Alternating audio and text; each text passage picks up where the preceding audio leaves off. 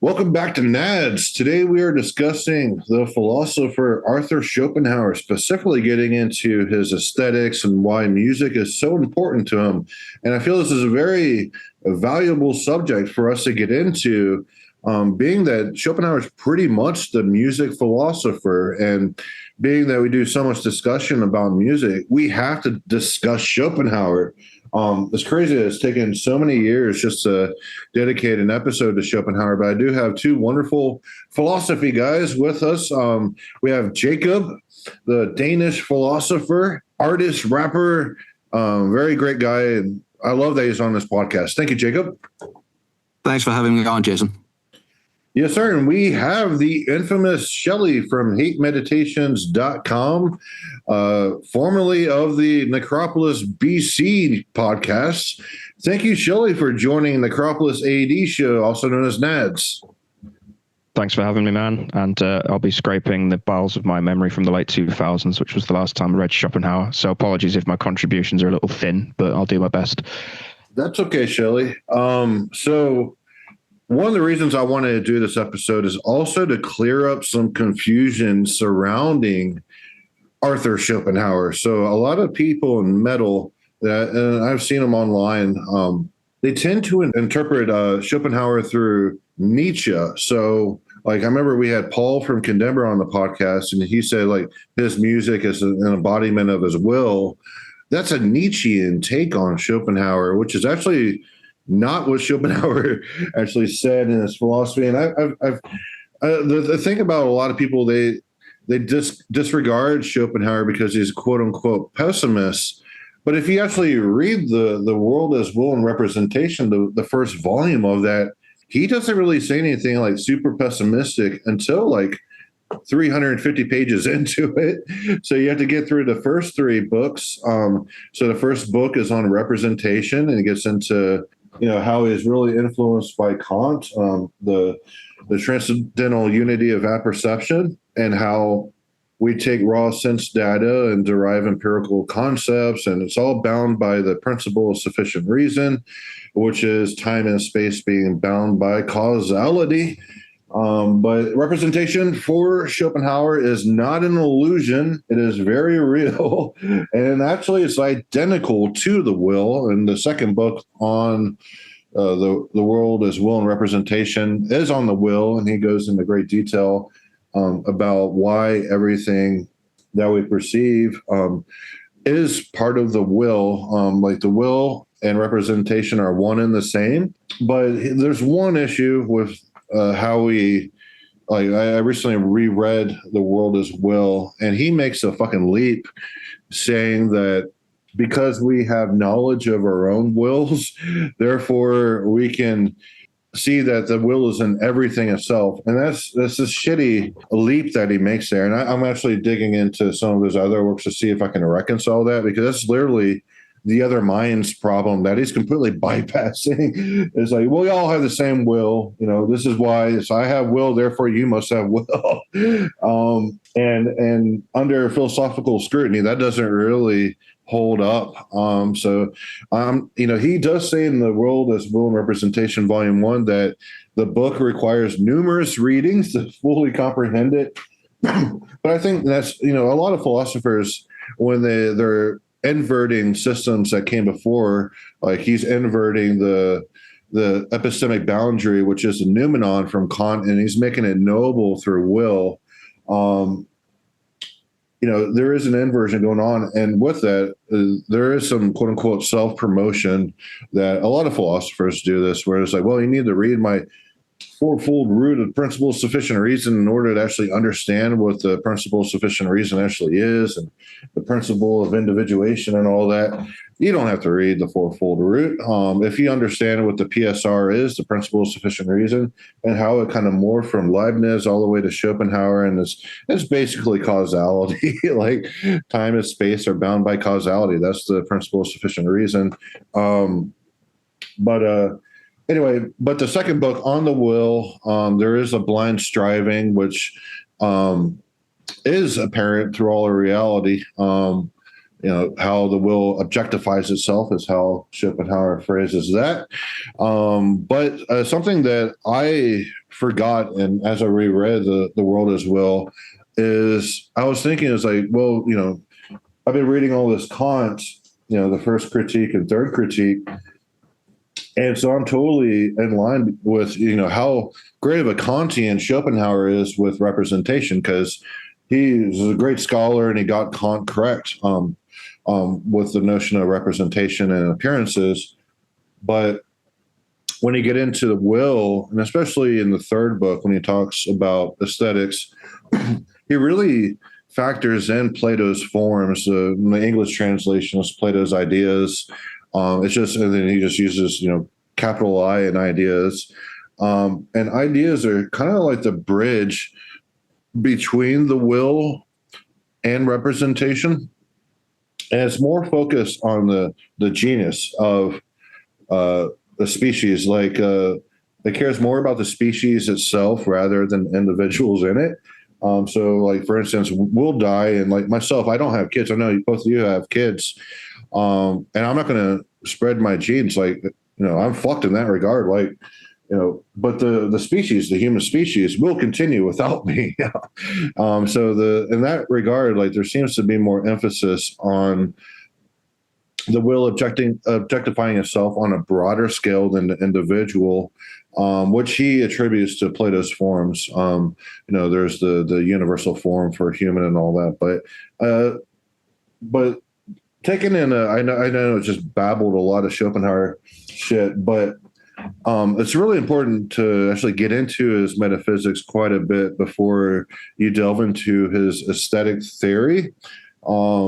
Because a lot of people misconstrue Schopenhauer when they talk about music. And like I said, we had Paul on here who he kind of approached Schopenhauer through a Nietzschean lens and said that his music is a product of his will. But for the genius, according to Schopenhauer, the musician who's able to tap into eternity, essentially, they become willless through aesthetic contemplation. And it's actually, you create a copy of the will. It's more of an analogy. It's like a copy of the will because it is its own noumenon in itself, that pure, like, timeless experience that music is able to grant. And it does tap, especially as sensitive people who are really into music, it does tap into something really eternal. And according to most philosophies, you look back to Plato, to even Schopenhauer. Well, just to sorry, Jesse, just to cut in there, isn't he also borrowing from Eastern philosophy to an extent that Western philosophers of his era hadn't done before, i.e. the idea that you are part of a kind of universal continuum and your individual self is kind of suppressed or denied to some extent, because the whole kind of thread of Western philosophy from the ancient Greeks onwards was very much based on there being a subject and an object, and them trying to kind of reconcile the apparent kind of contradictions or illusions that. Yeah, so the subject for Schopenhauer is actually eternal. It is timeless. But objects. That's what I mean. So when you're, I know you're picking on Paul a little bit here, but when he said it's just to sort of clarifying your point, I guess, when he said his music is a representation of his will, in a Schopenhauerian sense, that would just be the will. It's not your individual will. You are kind of reflecting a much broader concept out in sort of reality. It's you kind of, it's manifesting itself through you rather than you imposing onto reality in some sense. I think that's what he was inferring. He was saying the will, but using his own will, which, the same shit, really, according to Schopenhauer. Like, no, it's an interesting point to reflect a bit upon, I think, because wherein lies the exact difference between individuals' will and will as the metaphysical wellspring of all being, so to speak. It's something that is I think it's a interesting little place to try to pin Schopenhauer down and say, well, where do we start with all of this? Because as far as I remember it, and I have to apologize as well, because it's been quite a few years since I really delved into the philosophy of Schopenhauer. But as I sort of reconstructed in my mind, or as it made sense to me, it was something like representation is the object and will is the subject. And when you get to the Platonic ideas, so to speak, and they are the representations of art, as far as I remember. It's more than art. It's part of the species. Like it's like but it's humans in this instance are the highest. He actually says the highest objectification of the will are human beings. Animals below us, then vegetables and all that below that, and then mineral, like everything, even the inorganic aspects of phenomenon are the will, according to Schopenhauer. But we're skipping Paul here. We're not letting him off the hook so quick, Mr. Shelley and Jacob. Yes, what Paul was inferring, that his will is, an extension of the macroscopic metaphysical will that is everything. However, Schopenhauer is very clear that aesthetic contemplation brings about willlessness. So you're detaching yourself from the will, from the fucking phenomenal world, and you're in pure aesthetic contemplation. And one analogy he actually considers, like he says, it's a copy of the will. Aesthetic contemplation is through music. The arts are different, like the visual arts. They conjure reflections of the phenomenal world, but when aesthetic contemplation on music itself creates a copy of the will. And I actually had to do some digging to see what he meant by a copy. And he means that in a Platonic sense, like a degraded copy of something. Images for Plato and the undividuated line, it's the lowest form of existence, is, the degraded copy. And Schopenhauer kind of means that in the same context. And one way we can observe that, according to Schopenhauer, is we can listen to fucking sorrowful music, yet we know it's 100% sorrowful, but we do not ourselves experience sorrow by listening to that music. Whereas in the phenomenal world, when we lose a loved one, we go through a divorce or whatnot, we feel actual sorrow. And that in itself, we don't feel like true, like loss or anything like that. We just feel like sorrow in the abstract sense, but we fully understand like the music is expressing sorrow. This is why it's a copy, and it's not lived in a phenomenal sense as actual sorrow. So that's why it's a copy of the will rather than the will itself. If that makes sense, Shelley. It does to an extent, and I guess if it's not already abundantly clear, like obviously Schopenhauer's definition of will is much, what's the word I'm looking for, broader and more abstract than its common usage, because obviously, as you mentioned, he's applying it to non-living material as well, and he's saying that even that has will in the sense that it continues to exist and impose itself on reality. And one example, going back to the artistic element, that did stick with me was his discussion of architecture, when he talks about, how do you sort of take from these ideas and come up with some sort of metric for what makes architecture beautiful as opposed to just merely functional. And I think the example he gave is if you take like a Gothic cathedral, where it seems to be that the material is somehow defying gravity being the kind of reality that's imposing itself on the stone, but the stone is imposing its will. I'm sorry, I've just made the same mistake as Paul did there. It is manifesting will in some sense, which again would sound quite counterintuitive to someone that's just used to the sort of commonplace understanding of will as in kind of willing, only individuals can will something. But Schopenhauer is kind of understanding it as the architects and the masons and whoever have kind of manifested an example, sort of version of the Platonic form of that thing of the the Gothic design or whatever in the way that it is defying the reality, the gravity that's like imposing itself upon it.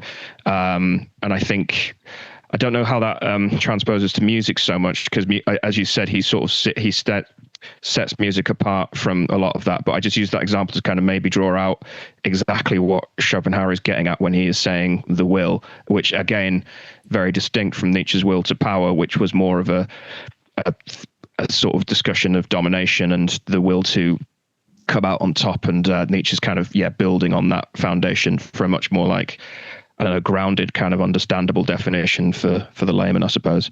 Right. All the arts other than music partake in the Platonic forms. So music itself, it bypasses. So I don't remember if I said it during this discussion, but like I said, well, I did say it. The Platonic forms are the bridge between the will and the representation. And when we start conceptualizing this in our heads, and this is the issue, like goes back to Kant, like we're just having representations of everything, of how we're conceptualizing it, and it's not actually how it is.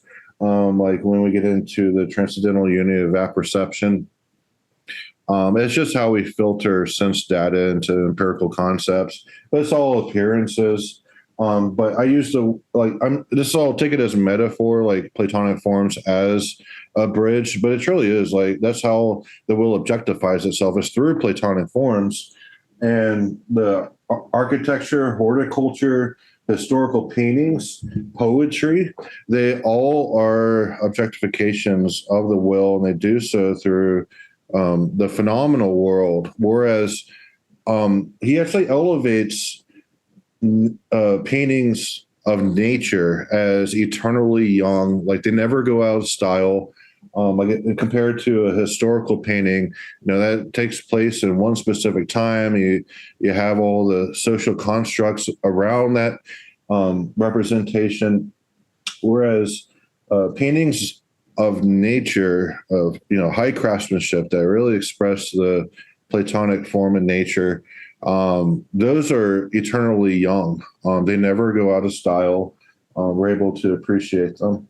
But like I said, music itself is on a different plane of existence than. Yeah, but I always thought that with the artistic forms of painting, for example, for me that whole notion of the relation of the will and the Platonic ideas was somehow pretty clear with regards to that, because when you look at a beautiful painting of a spring landscape or a tempestuous sea or something like that, you can sort of see what Schopenhauer was getting at when you can lose yourself in the painting to the point where you become immersed in the sort of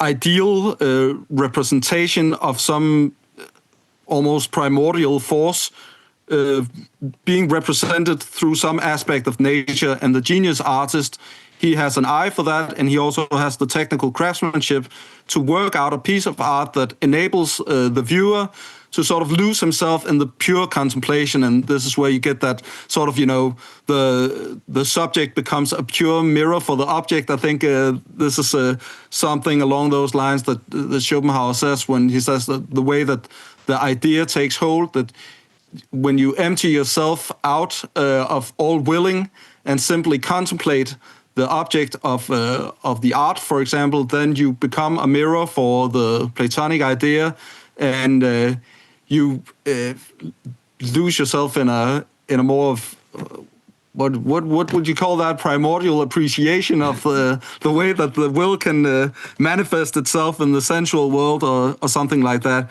But I always had some difficulty with. I get the fact that music is very profoundly able to grab a hold of your soul when you listen to it. But what is it exactly that that makes this all stick together? I always had sort of a problem with the way that Schopenhauer he implemented the Platonic ideas. I mean, it's brilliant in a sense because you get these sort of definitive moments when you're reading Schopenhauer where you go like, this is why I find it so fascinating to lose myself in a work of art.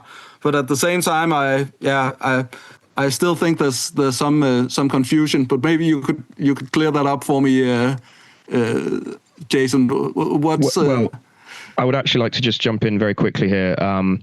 So I think in your discussion of the example of painting, you could almost link it back to the romantic idea of like contemplating the sublime to an extent and just wanting to. We gotta be careful using that phrase, Shelley. Do you mean the sublime in the Kantian sense? Well, what does Kant mean when he uses the word sublime? And I'll give you an answer. Well, this is something really important.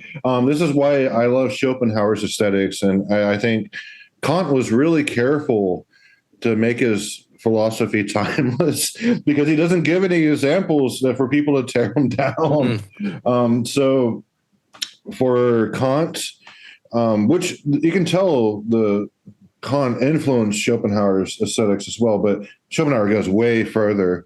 But the two main forms of aesthetics for Kant is what he calls free beauty, and that's all correlated to nature, like how flowers are naturally beautiful.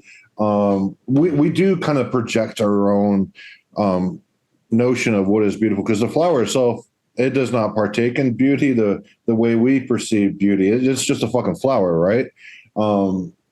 It has its own mode of being a flower. It's not there to be beautiful for us, but it is indeed naturally beautiful. And like he has this analogy, even bird song, like birds singing and chirping, we never get tired of that when we're outside. And that's all partaking in free beauty. He does equate absolute music to free beauty for Kant. But even if you hear the same melody, anything like made by human, if like you were to listen to a recording over and over and over, it will get fucking old and you get bored of it, and then eventually it become grating listening to it, over and over. Whereas bird songs, it's just part of daily life. We don't even like actively receive all the chirps we hear. It's just in the background. But it never gets on our nerves. If you're functional, like Kant's philosophy is all for functional human beings, the rational animal, right? So if you're rational, the bird song won't bug you. But the sublime is a little bit different than free beauty for Kant. The sublime is an overwhelming force of nature. It is. Yeah. The sublime is there's two kinds of the sublime. There's the mathematical sublime, that something's just massive, like he uses the analogy of the only man-made thing he actually gives an example of is the pyramids in Egypt as being sublime because they're massive. But and then you also have the dynamical sublime. But the sublime is all about just the overwhelming force of nature. And he's really careful about not giving any examples because the sublime for the genius, like a true genius, and Schopenhauer kind of echoes this quite a bit, but he, diverges that, he actually gives examples like Beethoven, but the genius who produces works of the sublime, those works have to be universally agreed upon by all rational people to be sublime, and that's kind of hard to do because there's always going to be, even you look at classical music, there's three main composers. There's Bach for the Baroque period, and then technically two classicists. You have Mozart and Beethoven. Even though Beethoven's more like a proto-romanticist, but he was in the classical period. Those are the three main composers we tend to think about like as being true genius and innovators.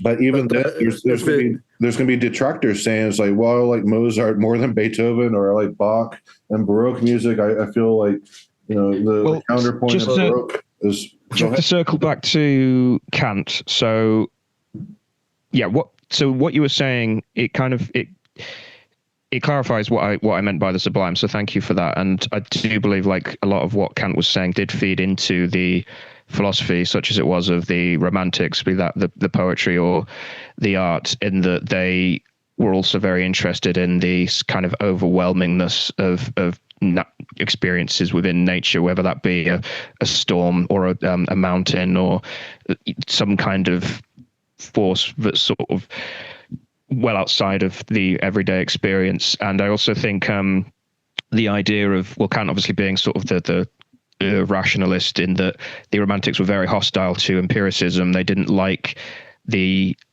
the sort of scientific turn of categorizing, because if you categorize something, then it kind of neuters it of its kind of not mysticism maybe, but I'm trying to be really careful with my words, more careful than I would be on a normal Necropolis episode. I have my notes here from when I read the Critique of Judgment, the Sublime, the representation of which determines the mind to think unattainably of nature, regarded as presentation of ideas, and further talks about the genius who is able to produce the sublime. He doesn't give any examples in pyramids. He's really, really careful in that regard. I mean, he never left his fucking village, did he? So no wonder he didn't give an example. But the genius, according to Kant, is the innate mental disposition through which nature gives the rule to art. So, like, the genius is a fucking vessel of nature, and all rational people would have to agree upon that. That genius does produce works of the sublime. That's what makes it tricky. It's a lot easier just to go into Schopenhauer, because Schopenhauer is really clear about what he means about the music having metaphysical weight, whereas for Kant's kind of making it so his philosophy of aesthetics will become timeless, essentially, because he doesn't give any examples for people to tear down. It's like, no, Kant, here's why you're wrong. Well, I think that Kant was very much working within the framework of constructing a scientific system. Schopenhauer does that as well, but I think it's not unfair to say that there are great resonances between the philosophy of Schopenhauer and the broader sort of romantic cultural movement, perhaps best exemplified in the fact that, as far as I can recall, Schopenhauer is, if not one of the first, then at least one of the few who gave it really, or one of the first who gave it really heavy weight, saying that art could be sort of like a vessel for truth, not just in a formal aesthetic sense, but what we get with art, according to Schopenhauer, is almost like a window into the core of the world itself. I mean, it's a vessel for truth, and this is very, very romanticist. Well, according to Schopenhauer, all truths come from nature itself. He flat out says that numerous times. So, I would also say, specifically in relation to music, it's worth bearing in mind that treating music with the kind of gravity and significance that Schopenhauer was relatively new at the time, because sort of prior to, I mean, you mentioned sort of Mozart in the classical era, but Bach, being a Baroque composer, was cut his teeth writing religious music. Like, music was considered, when it wasn't just kind of a piece of furniture for rich people where they just had a little chamber ensemble to dance to and just have in the background when they were having their balls or whatever. It was for religious occasions, or else it was folk music. It wasn't really considered higher art in the sense of painting or sculpture or architecture and so on. And it was only really with the Romantic movement that it became such. And there's a reason why Romanticism in classical music came much later than Romanticism in poetry and painting and so on. And it is because of the fact that, it wasn't really, it was treated as kind of a second order art, sort of a thing to color or decorate other things, whether it be a religious ceremony or just a special occasion or whatever. And Schopenhauer kind of, I wouldn't say he necessarily caused it to become a sort of more significant thing, but he definitely chimed into the zeitgeist of the early 19th century in terms of it becoming a much more maybe intellectual or philosophically significant art form in that sense.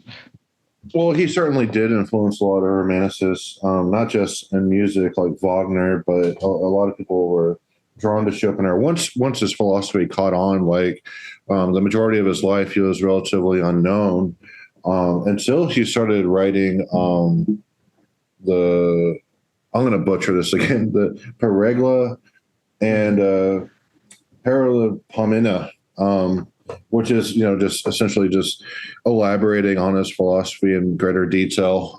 I have both volumes that I need to delve into, but I think that those works are what caused him to become popular, and people retroactively got into his earlier works like the world as will and representation, and the fourfold root of the principle of sufficient reason.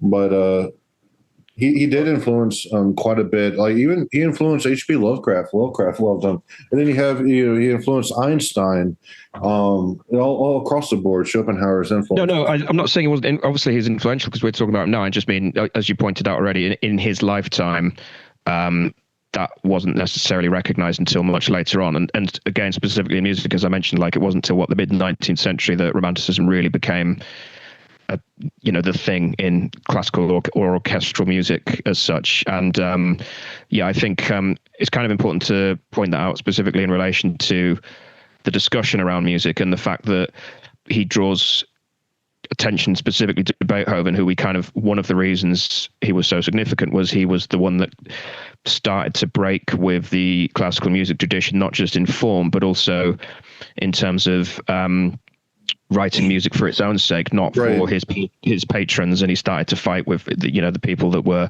funding his work, and he wanted to kind of impose his own identity on it. And Mozart fought the same battles, maybe to a lesser extent, but Beethoven was the one that we remember as Schopenhauer, the starting gun for that. Yeah, Schopenhauer viewed like Beethoven bringing in dissonance into music, and that being the same thing. Like it still has that ability to carry a lot of metaphysical weight, where even in dissonance, and this is where a good segue into metal, if you want to take that discussion here.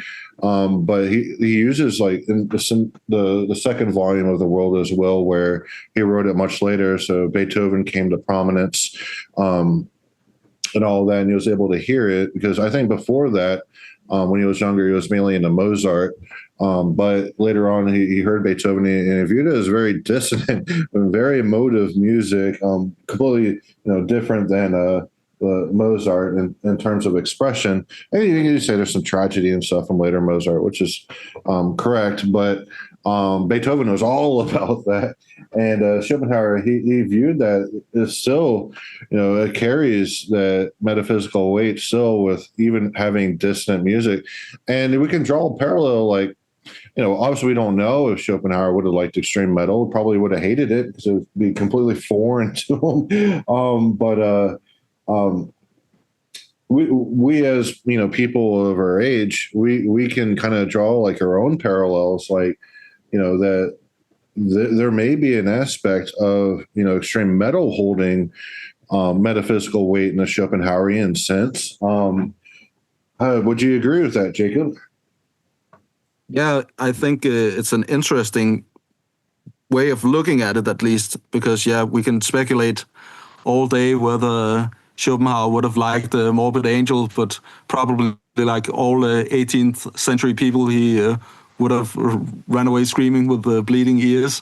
But the fact that we have the genreification of music during the latter half of the 20th century, and that whole different era of music that we grew up in, still have subgenres like metal, for example, or arguably some subgenres of progressive rock that sort of takes itself a little bit more seriously. Sometimes it's tongue in cheek, but you can really get the fact from extreme metal, for example, if you look at that particular tradition, that this was music that was obviously developed and appreciated by people who always also like to read a lot more into the music than the music simply being entertainment, for example, or being something to go along with the church services or the TV commercials or the movies. So in that sense, I think it's not totally unfair to talk about Schopenhauer as, if not the first, then one of the pioneers to say that music was a medium that was able to carry a message or a deeper meaning like this. And I think also the fact that Schopenhauer had a general philosophy that emphasized suffering as something that is integral to existence itself. He was known to be quite, as you were saying, Jason, quite the pessimistic philosopher That's the way that he is most commonly remembered. Well, the thing you could about also, that's a good point. I think we need I think I know what you're going to say, because there's also ways of getting a bit around that. I mean, I think one of his quotes that I really liked, I think it's from one of his essays. He said something like along the lines of, the secret to happiness is to not will it or not to want it. I mean, he was actually trying to construct a system that permitted for us to attain some sort of happiness within a framework of. He believed happiness was based in your character. So, and in that regard, like if you're content with life and you have a good character, this goes back to Aristotle, and I think it was influenced by Aristotle where it comes to quote unquote happiness. Obviously happiness is a fucking illusion. It doesn't last. It's very temporary, and usually like we actually cause a lot of suffering in search for happiness. But it's good, lasting character is what is the ideal. And he actually references the Stoics quite a bit as being the type of temperament we should have. He also calls Jesus a Stoic. I believe it was in the fourth book in the volume 1 of the World as Well. But getting back to metal, I had something I wanted to say here, but I went off track a little bit. But there's an element like metal worships death, and Schopenhauer is acutely aware of death, not in a Heideggerian sense like we discussed before, but inevitably everything will die. And for Schopenhauer, there is still kind of a reverence for death. On page 278 on the issue of The World as Well that I have, he says, death is a sleep in which individuality is forgotten. Everything else awakens again, or rather has remained awake. So like he's talking about like the illusions we create, being individuals and all that. Like death is the enema for, becoming disillusioned. Shelley, any thoughts on Schopenhauer in contrast to metal? Or if you have anything. Well, I was going to say, like, we did reach straight for metal, and I understand why. But when you were discussing dissonance, I was more thinking, like, what would he make of classical composers that were after his time, that were introducing more and more dissonance by the late 19th and early 20th century? We mentioned Wagner, but you could go through, like, you don't care for him, Jason, but someone like Mahler or even Stravinsky, and then Shostakovich and things like that, where I wonder what Schopenhauer would have made of them, because my immediate thoughts when it comes to just playing out this silly scenario in our heads of a 19th century philosopher encountering something like Blessed Are the Sick is, what would they even make of a distorted guitar, just the raw sound of that tone? Because it almost, even if you're playing like a sort of major chord, it can still sound dissonant when played through distortion. I mean, that's what the effect is for, is to create that kind of barrier between the listener and the sort of perfect tonality, for want of a better word.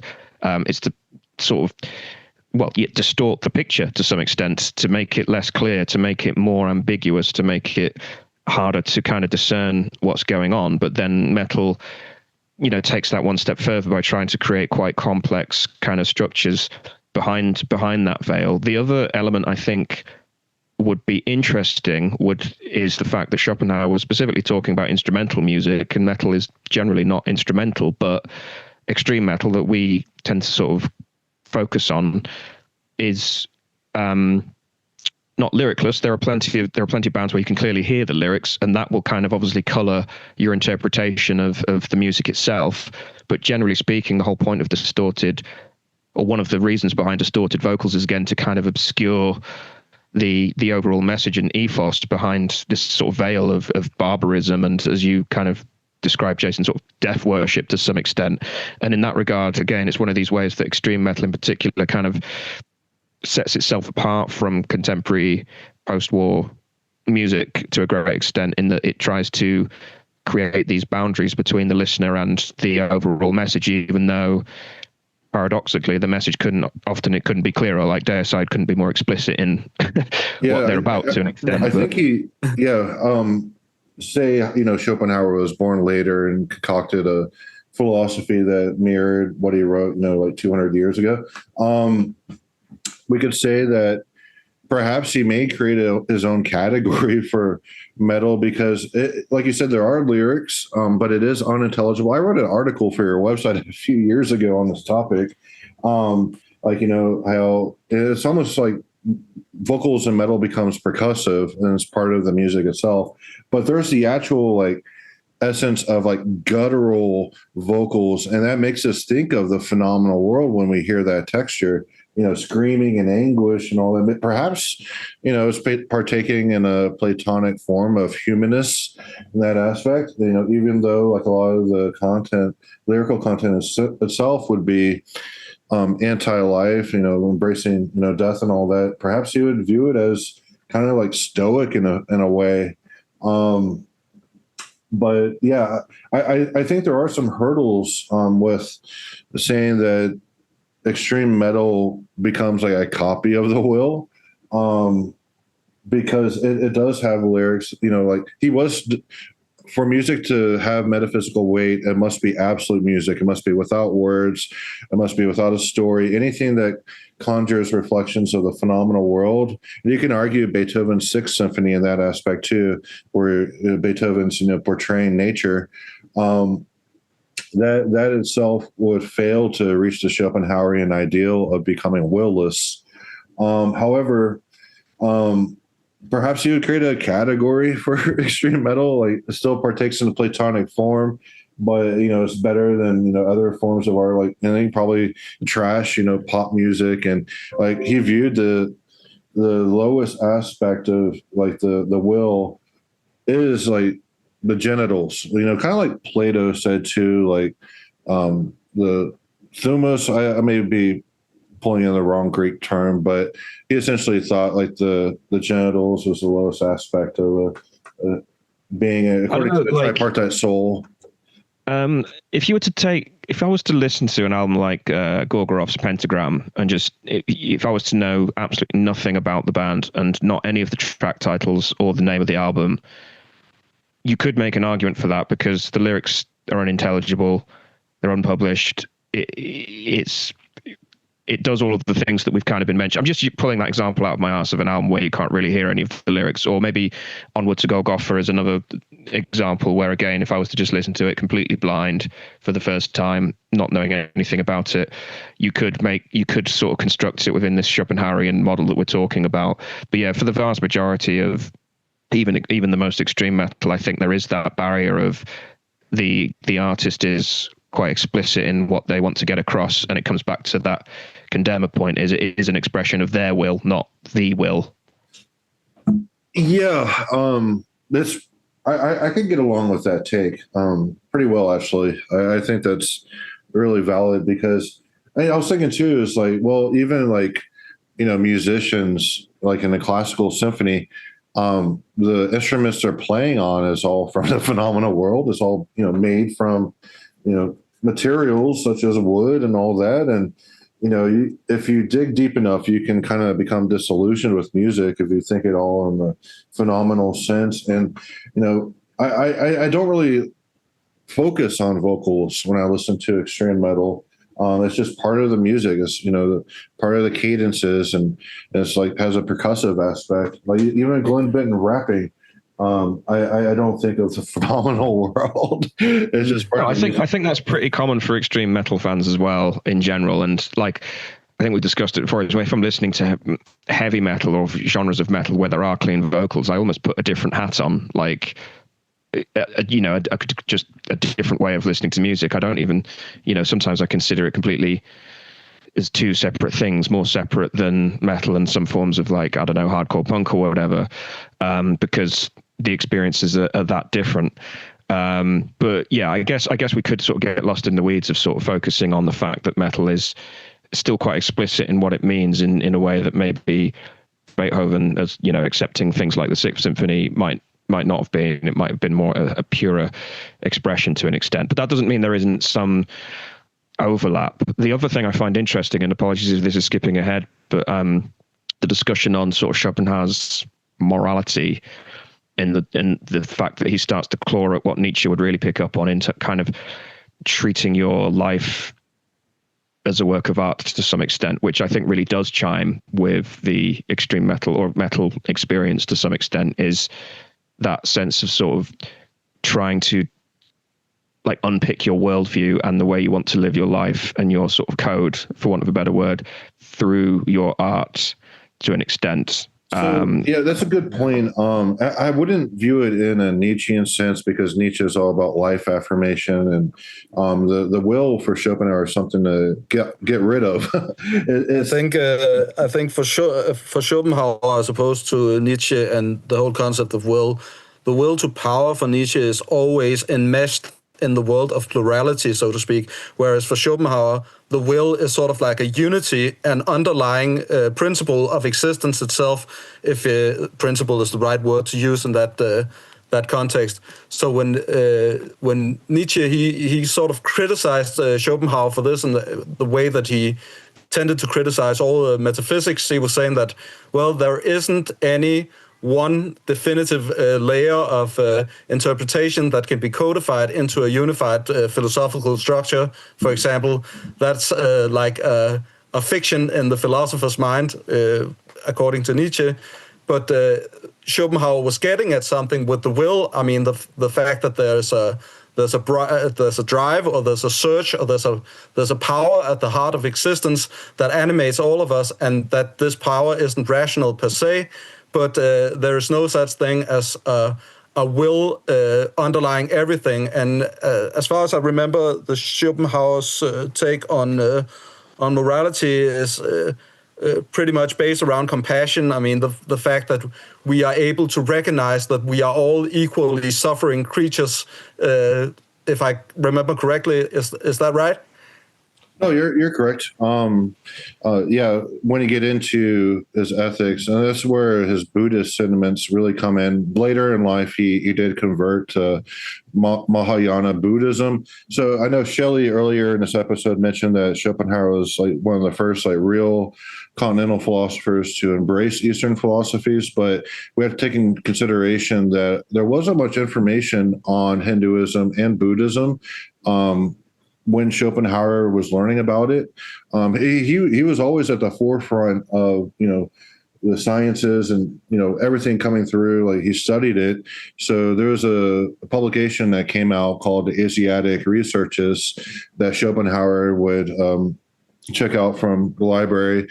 And that's how he learned about it. But it was like the first time he read the Upanishads when he was younger, it was a Persian corruption of the Upanishads. So I'll say that, yes, it's great that he did embrace Eastern philosophies, and a lot of it does kind of equate into his ethics the most in his philosophy. However, his earlier take on like Hinduism and Buddhism, it was very approximate. It wasn't like, we don't have, like, he didn't have the sheer amount of information that we do today. It was all in its nascent stage of, coming into Europe. So that's one thing I wanted to elaborate on. Like, Schopenhauer, sometimes he's not 100% correct when he's talking about Hinduism and all that. But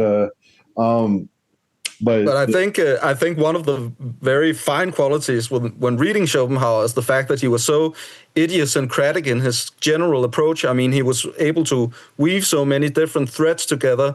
I mean, he was a brilliant writer as well, as opposed to Kant, for example. You can obviously see that he was reading Schopenhauer after Kant. Yeah, it's like a glass of cold water after 40 days in the desert or something. It's like a beer after a long, hard day of labor. It's like you sit down in the nice air conditioning, you crack open a beer. Yeah, but it's way easier to get into. Even the Schopenhauer himself is not, technically easy. Like, there's a shit ton of philosophers that are easier than Schopenhauer, but compared to Kant's writing, holy shit. But he has this really brilliant talent of putting what is really a quite technical philosophy into beautiful language, and he uses, as opposed to Kant again, he is very lavish with his examples, and he obviously took great care to construct sort of poetic imagery. I mean, he was also, I think his mother was sort of in the circle around Goethe, and he was reading a lot of poetry and stuff like that. Goethe. Yeah. He was a defender of his theory of colors, I think. The whole optics, all the optics stuff Schopenhauer did for Goethe. That's true. He did it directly for Goethe. Goethe commissioned him. Going back to something that Shelley said, we went off track about the Eastern stuff, but music, like for Schopenhauer, there is kind of a life affirmation, but not in the Nietzschean sense. Schopenhauer believes, like absolute music, that pure aesthetic contemplation of music, like Jakob was saying earlier, like music describes, the world itself, and in a metaphorical way, not literally, but Schopenhauer viewed that music can bring truths about reality just as much as nature can. And I wanted to bring that out because something I think is really important. We may not be able to actually place Schopenhauer into the metal camp, obviously because of historical reasons, but it's great that we're able to contemplate on the deepness and the reaching for the eternal that Schopenhauer is trying to do, that we ourselves can do today, as appreciators of extreme metal and musicians and all that. That level of deepness beyond the phenomenal world that we're trying to reach, like Paul said, with his will to come out in his music may not be accurate in a Schopenhauerian sense, but there is an element of him trying to dig deep, beyond appearances and express something authentic. So I think that's why Schopenhauer is useful, because he does make us think deeper about reality, the nature of reality, where truth comes from. And he reaches his own conclusions, such as compassion being the primary mode for his ethics. And something I really love is this notion of eternal justice, where because if you do harm someone, being we all have the same will, we're actually harming ourselves. So if we all drank the Schopenhauer Kool-Aid, we would have no need for what he calls temporal justice, which is laws and courts and all that. Everyone will just have compassion for each other and eternal justice, and we wouldn't harm each other and all that. Like I know Shelley would love him because how much he advocated animal welfare, not to harm animals, even though he himself was not vegetarian, but he did have a great appreciation for animal life, and he placed that kind of on par with human life too. So well, it's funny when you point stuff like that out, because it contrasts so sharply with his underlying pessimism. I know we're trying to sort of downplay the pessimism to some extent, but some of his writing is incredibly downbeat and pessimistic. But then he comes out with stuff like that, which just by any standards is not, it's wonderful, it's a beautiful thought, but it seems hopelessly naive at the same time. It just contrasts with the two sides of his philosophy to such an extent. Well, yeah, I mean, if you want to just focus just on the pessimism, it can make everything seem very bleak. But Schopenhauer said, part of, a worthwhile life is, aesthetic contemplation. Not everyone's capable of that deepness of pure aesthetic contemplation. But yeah, I mean, there's paradoxes there, and I think they're still reconciled. We acknowledge how, the natural world is inherently violent, and we can look inward and see how we become bored and, a lot of pain through various ways, and happiness is very fleeting, and you can definitely reach a pessimistic outlook just contemplating on just the bad, what we perceive as bad aspects of reality. But everyone still has that will. Everyone suffers, and that's where Buddhism really comes into play. Well, I wouldn't even call it paradoxical. I'd just say he's following the threads of his thoughts through and sort of guiding them to what he sees as their logical conclusion. And you can you can see the logic behind it, and that there is a beauty there as well, because he's not just giving in to what could be quite pessimistic conclusions, but he's drawing, quite positive and kind of life affirming conclusions from a lot of it as well. Well, he's looking at it from a metaphysical level, and that's what we really have to consider Schopenhauer. Like, he's really deep into metaphysics when he's talking about compassion. It's not, just be nice to be nice. There's metaphysical, reasons why you're being nice. It's not just to make someone else happy. It's, you don't want to be an Ouroboros eating yourself. Well, no, that's what I mean. That's what I mean by it is not paradoxical. There is an internal logic that he's following through. But yeah, I mean, apologies if this is circling back around, but when you were talking about, I think it was circling back to art, but your example of the flower, I know that was in relation to Kant in particular, but it's this word that keeps coming up in my mind during this discussion is like aboutness. And when we're talking about art that is a representation of beauty, paintings and sculpture and so on, the art seems to be like about something. It's about something specific. It's about the thing that's representing. And you could even draw that conclusion from more modern and abstract art as well. Whereas a musical note is not about anything. It just is. And even when you connect it up with other notes, we do draw emotive conclusions from it. I.e., it's in a minor key, it might sound sorrowful. In a major key, it might sound happy or upbeat, or it might sound dissonant, in which case it will sound harsh and aggressive and abrasive.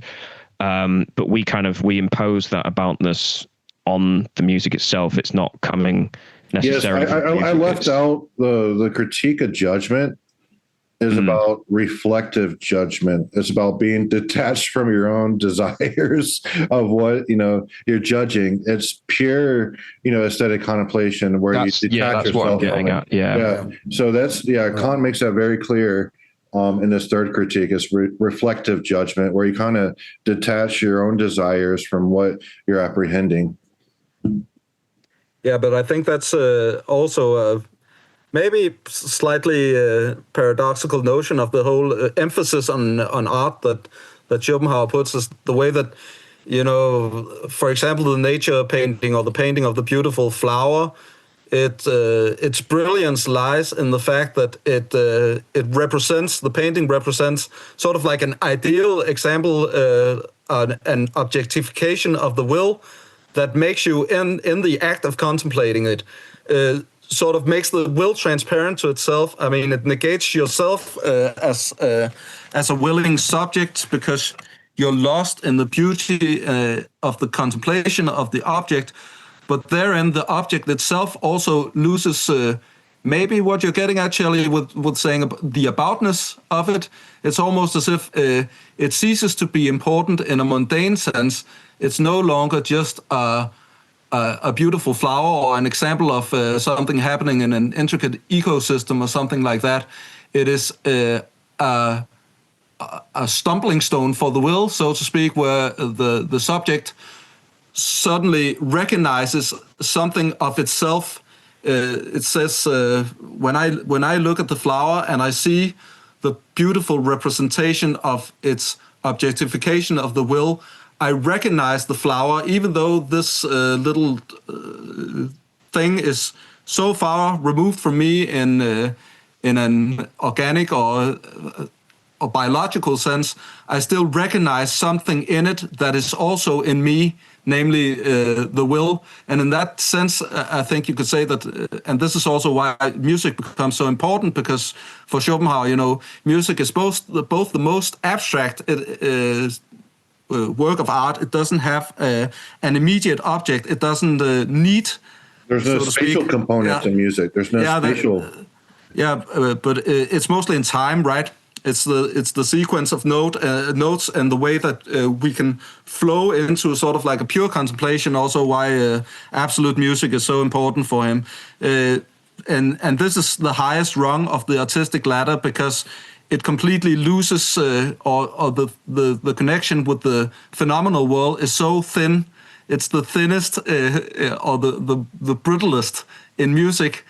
But even when you get down to, sort of like the more brute forms of art like architecture, it still has to do with, you recognize the form of gravity in the beautiful church, and thereby you become negated as a willing subject. You become the will that recognizes itself in something exterior. You've actually articulated what I was grasping for just then really well. So yeah, thank you. No problem. I don't know if I'm supposed to stop there or just bounce the ball, because I don't really know how to. There's something what I really liked about Schopenhauer. Schopenhauer was the first philosopher that I really read. Actually, I got the Danish translation of The World as a Will and Representation for my 18th birthday. And I really labored through the whole of it. And it was like this immense aha experience, one revelation upon another. And this quality of Schopenhauer. Yeah, did you have mystical experiences, like when you read Schopenhauer and it clicked for you? And when you look to the outside world, did you observe the will? Because that happened to me right after it clicked for me, and it's like you can't see. You can't see the will itself, even though it is part of representation. But that underlying reality to everything, it does open the door to mystical experience. Exactly. Schopenhauer would say is extraordinary representation. But I do definitely think that that was something that informed his writings very much, and you can sort of read it between the lines. A lot of what he's getting at is he's saying that there is another way of perceiving the world that is absolutely possible for you, and I experienced it. I would say sort of. Gradually, when I got to my 20s and got to experimenting with psychedelic drugs and stuff like that, then I really had the Schopenhauer experience from time to time, where you sort of get the feeling that, wow, there's some, all pervasive but still invisible animating principle behind all of the manifestations that I'm able to see, the way the trees are swaying or the birds. The flight through the air and stuff like that. So, yeah, definitely.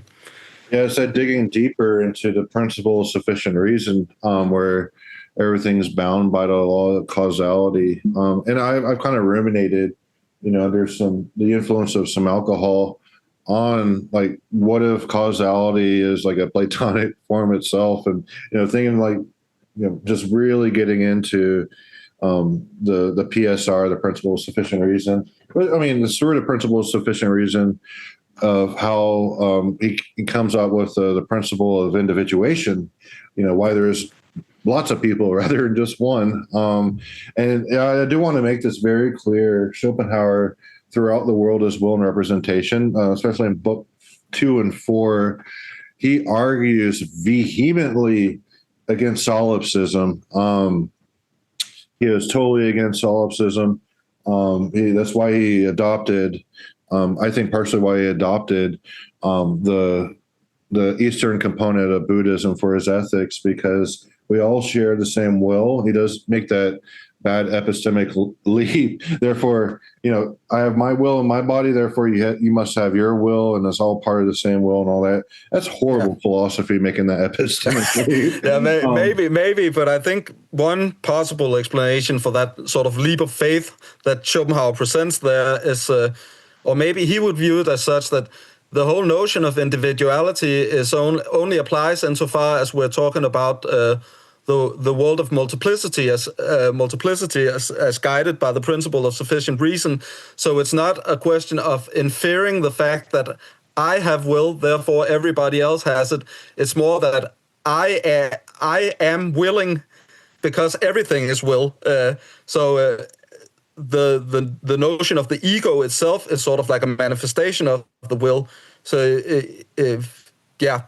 the will presupposes all thoughts of individuality. If I understand Schopenhauer correctly, you're right. We chisel our individuality out of the fact that we are willing, not the other way around, so to speak. Right, and you have to read the entire book to actually get to that stage where you realize that. But as he's kind of, I think it's in book 2, he does just make that epistemic leap, and he doesn't justify it. He just continues on and on and on. But he does say you have to read the book numerous times in order to get it, which sucks because typically if you read a piece of philosophy, you want to get it in its totality as you're reading it, instead of having to reflect on it later for it to make more sense. But that's the main discrepancy with the book. Other than that, it's fucking sound as shit.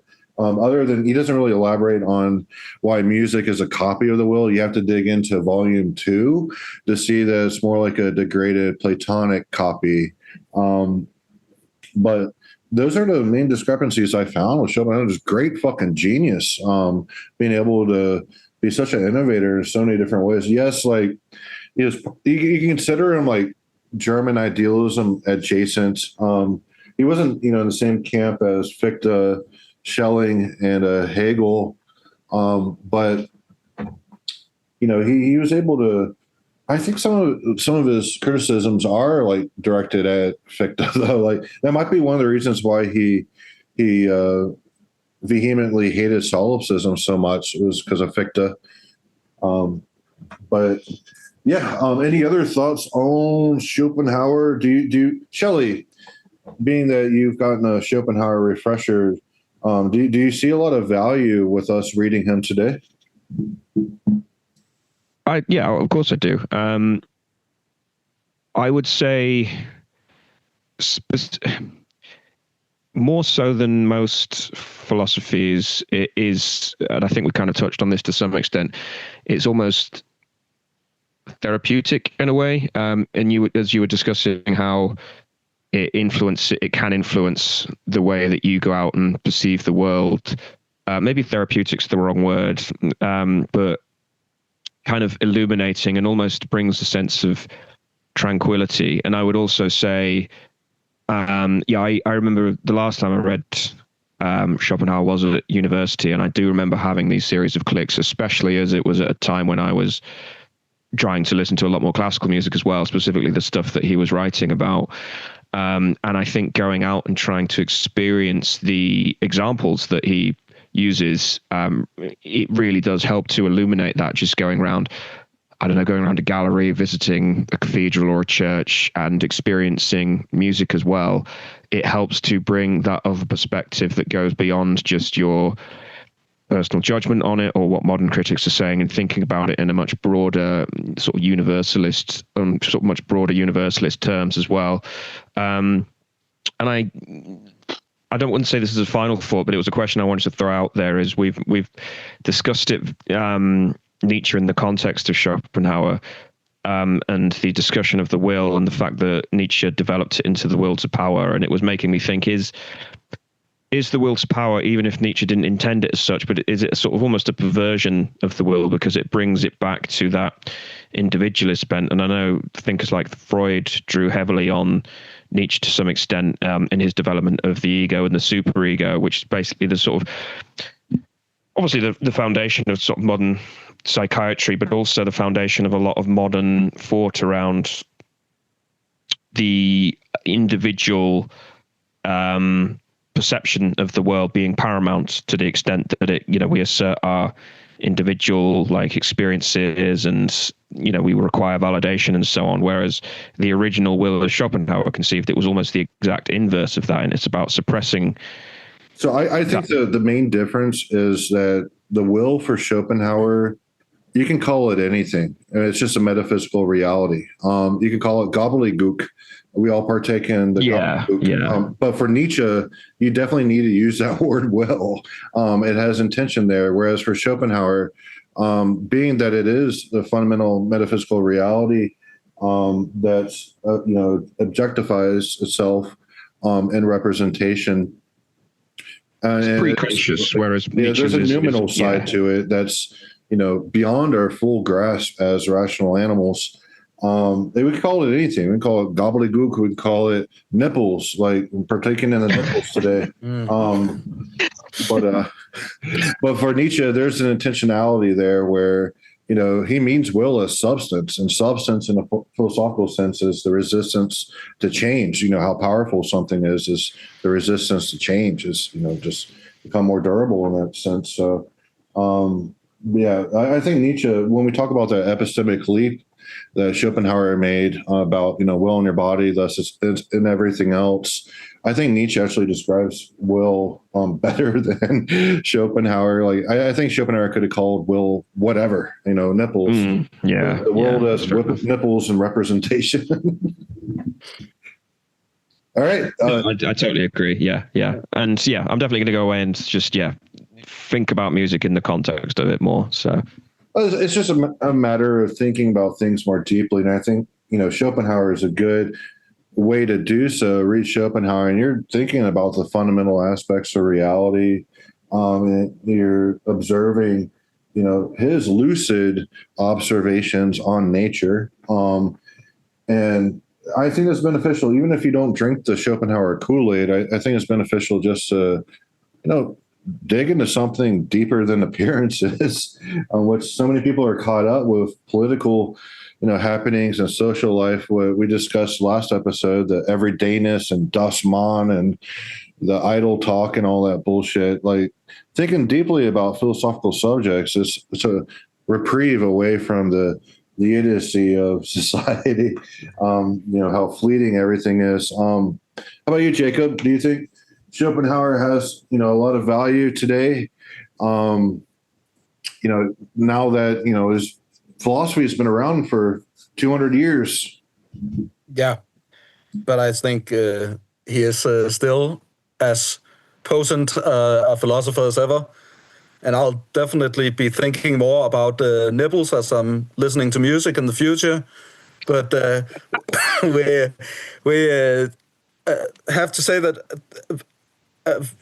as a sort of like an entry point philosopher, if you have it in you to really dig philosophy and go deep into it, then Schopenhauer has been tested and true for almost 200 years now as someone who is really able to speak deeply to the individual also. I mean, we were talking about individualism and stuff like that.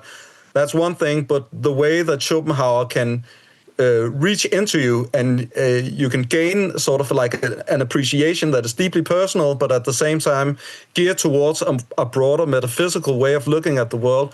I think that Schopenhauer is really unparalleled today. I mean, you could read Nietzsche for the dynamite, and you can read Heidegger for the obscure wordplay or whatever, why you want to read Heidegger.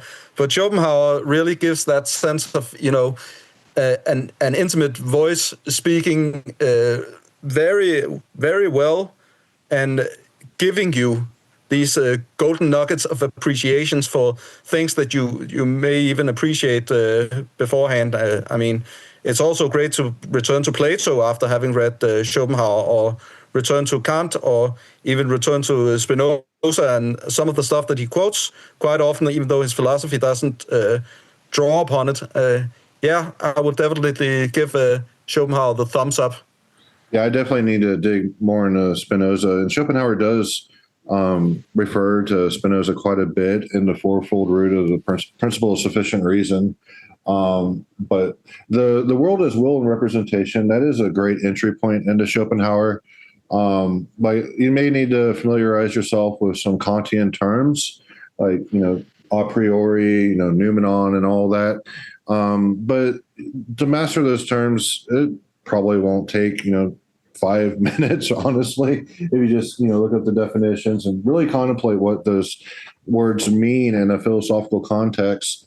But the world as will, we hardly even scratch the surface. There's so much more to it. Like I said, there's the ethics part. There's 100 pages just on representation. There's 100 pages just on will. There's roughly 100 pages just about the aesthetics and all that. And then you have the ethical portion after that. Then you have an appendix full of criticism on Kant. The Schopenhauer's criticism on Kant is, he's very much a Kantian, but there's, a few things like the 12 categories of the understanding, Schopenhauer just reduces to causality.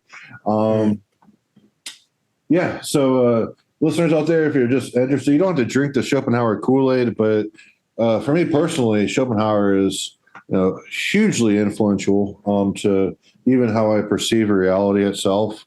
Usually, if I'm in contemplating something deeply, I think what would Schopenhauer say about this, or like more so than Nietzsche. Like Nietzsche, I think is great for social philosophy, but Schopenhauer brings the metaphysics and epistemology that Nietzsche didn't really have. So yeah, excellent philosopher. Check him out. Thank you, gentlemen, for joining. Shelley, the recently single Shelley, getting his bachelor life together, and about to restart his own podcast here sometime. It's great to have you on.